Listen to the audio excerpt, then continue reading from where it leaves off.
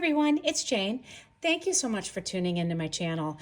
I am doing a little bit of a comparison today, or I shouldn't say a little bit, but I am doing a comparison today between the monoc nibs. I had a viewer that requested a comparison between the nibs that I have from Schon Designs, and so I thought I would do that for you all, and hopefully this won't ramble on and on.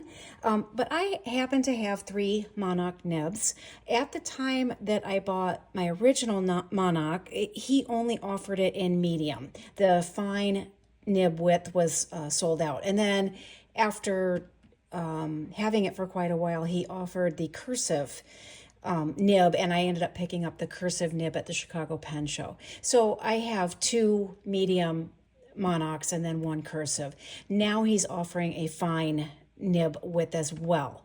So what I was going to do is read to you what's on his website, but you can also take a look at his website if you're interested. But what it says on the website is the monoc nib is an integrated titanium nib unit designed and manufactured in-house by Schon Designs.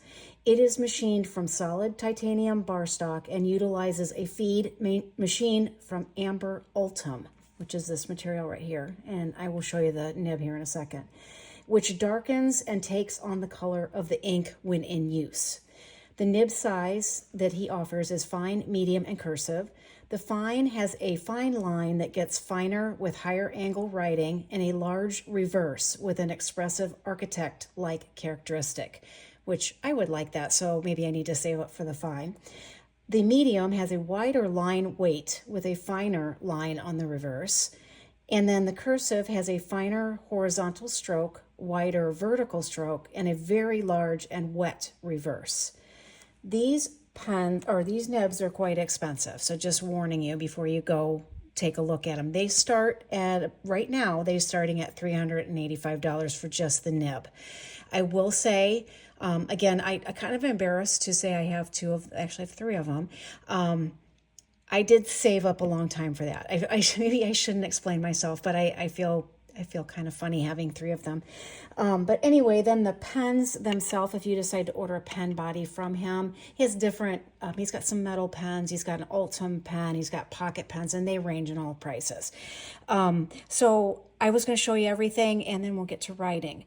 So let's just start. This is his pen body. Now, this one is tapered down at this end. He also offers, actually, I have the other one as well, but I have a different nib in it. But this one is a little bit bigger body, and it is called the straight barrel. And this one is tapered. So if you can see the difference in that. So this is made of Ultim, and this is the nib. This is a monoc nib right here.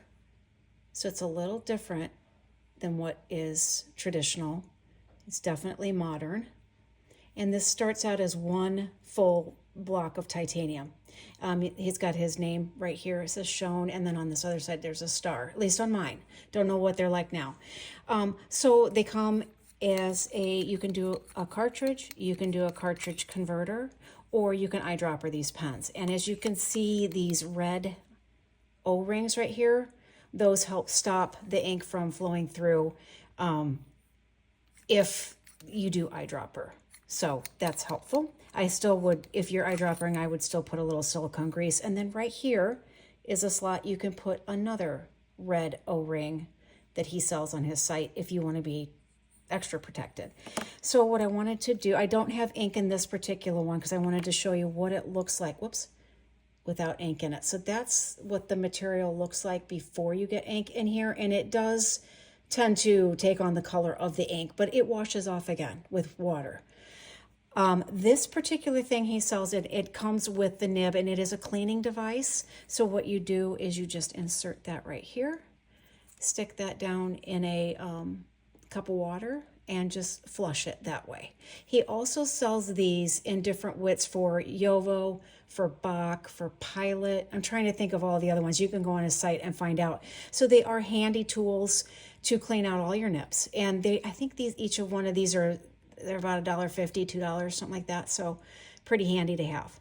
So that's what the monoc nib looks like that. So also he sells what you can do is he sells a, whoops, everything's rolling, a rollerball attachment already in its, and you just screw that, you put this ink converter back here, like so, screw it together, and then you've got a rollerball that takes on fountain pen ink, which I thought was brilliant, and I use this thing all the time. I cleaned it out so I could show you guys.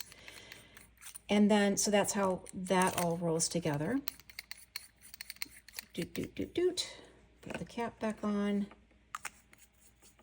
And then this nib will come out of here. It's quite tight because of the O-rings. And it fits into any pen body that can house a Jowo number 6 nib. But that's what the rest of that nib looks like. It's pretty ingenious in my opinion. So that it goes in here. I'm going to put this back on another pen. So I'm just going to put, well, it's okay. I'll put this back in here for now. So that is just a regular medium monoc. Okay, and this is a Relic. This is from Relic Pens, and this is the, I think it's the Cosmic 50s. I got to look up what the model or the colorway of this pen is. This is the one that I have the cursive nib on, and this one happens to be color, anodized color, so this one costs a little bit more because of the color on it. And now you can see this Ultima is taking on the color of the ink, and the ink that I have in both of these pens, so you can see a comparison when I write, is this Kobe ink, and I'm not going to even attempt to say that because I'll get it wrong. So that's this ink. So anyway, you can see on here it's a little bit different of a cut of the angle, and I'll show this to you with the regular medium nib next to it. But this is on a Relic pen. I think it's Cosmic 50s Atomic. I think that's what that's called. And then this is a Star Trek. It's a Star Trek custom pen. It's got the Star Trek roll stop on here. It's also Relic pens. And this has, I put the regular, my other monoc on here. So this is medium because I don't have a fine. But I do have a medium or 2 mediums and the cursive. So let's see if I can do this one-handed so you can kind of see the difference between them beyond the color. So hopefully you can see a little bit of difference there. Okay, so let's go ahead and get on to sort of a writing sample, and you can see the difference between the two, hopefully. Again, my writing is printed. I do more printing, but I'll try to do cursive as well. So hang on a second, I'm going to get my notebook. Okay, so I'm going to lay down just a swatch of this Kobe ink so you can see it, and then see it on the side of where the pens are. Now, as I inked it up and I put this swatch down, I'm like, maybe I chose too light of an ink to showcase the nib. I don't know, but I love this ink because it's just such a beautiful color of purple, and the shading properties of it really are beautiful in my opinion. So let's put this away. Okay, so let's go ahead and start with the Relic pen. That's the Star Trek pen, and this is just the regular medium monoc. Let's see if I'm on camera here. Okay, so I'm just going to put Relic pens, Star Trek, and this has I'm just going to put monoc because to me it's just a monoc nib. And the so it is kind of a lighter color ink, and I probably should have put a darker color ink in here, but who knew. So this is the regular writing side, I'm going to say. And then the reverse, and according to his website, the reverse should be narrower and finer, and it is.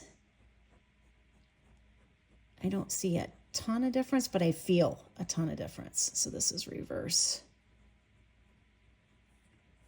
Sorry for the shadow of this light. I don't have my other desk light because I'm in the process of changing it out, and I took it down. So you can kind of see this is a little bit darker. This is a little, let me see if I can zoom in on that. Maybe we need to stay at that angle. There you go. So you can kind of see that. What I get from the feel of this pen is it feels almost like a graphite pencil, one of those thicker ones that you feel the paper, but it doesn't have feedback, and it just lays down just a really nice thing of ink. So I'm going to write in cursive and see if it looks any different to you.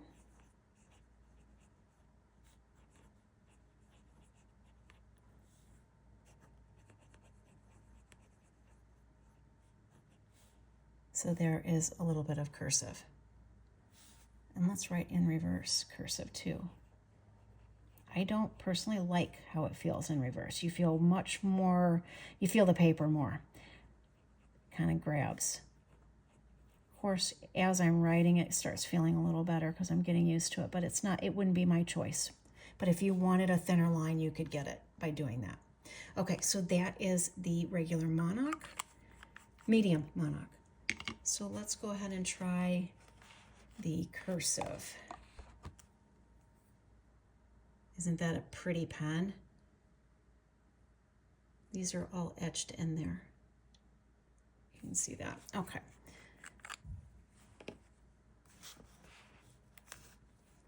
I think, let me tighten back out again, and then I'll zoom in on it after I'm done writing. Okay, so this one is, I'm going to write regular writing side on this one. This is Relic pens. I'm going to put Cosmic 50s Atomic. I think that's what it's called, but I could be wrong, and I'll correct it on the screen up there if I am wrong. So this is a cursive monoc, but I'll just put cursive. And this is the regular writing side. It feels very smooth. It's putting down some ink nicely. And so this would just be your regular writing. Normal writing. And then in reverse, is, I think if you can see there's an angle. Let's see if I can get that. There's a little bit. See if you can get that angle to your writing, you're going to get you'll get a narrow downstroke and you'll get a much broader side stroke. Hopefully you can see that. If you get that angle just right. I think I was expecting it to be juicier. There we go. So if you get the angle just right, you're going to get kind of a nice juicy writing experience. So let's do cursive on the regular side. Relic pens, cursive, and then reverse we'll put here.